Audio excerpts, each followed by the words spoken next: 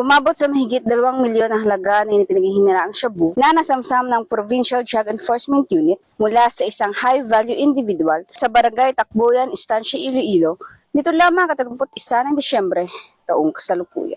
Kinilala ang suspect na si Alice Christian, 29 na taong gulang, residente ng Barangay Bayuyan, Estancia, Iloilo. Ayon kay Police Major Dachi de Lima, hepe ng PDEU, umabot sa humigit kumulang 310 gramo ng pinaghihinalaang shabu ang kanilang nakumpiska na may standard drug price na tinatayang 2,108,000 pesos. Kasalukuyan sa kusdiya ng pulisya ang suspect para sa kompetisyon at tamang disposisyon na maharap sa kasong paglabag sa Republic Act 9165 o ang Offensive Dangerous Drugs Act of 2002. Patunay ang matagumpay na operasyong ito sa patuloy na dedikasyon ng Philippine National Police sa pagpapanatili ng kapayapaan at kaligtasan ng komunidad laban sa illegal na droga. Mula rito sa Western Visayas, ako ang Police News Network Correspondent, Patrolwoman Ninette Sablon, alagad ng batas, tagataguyod ng Balitang Pulis.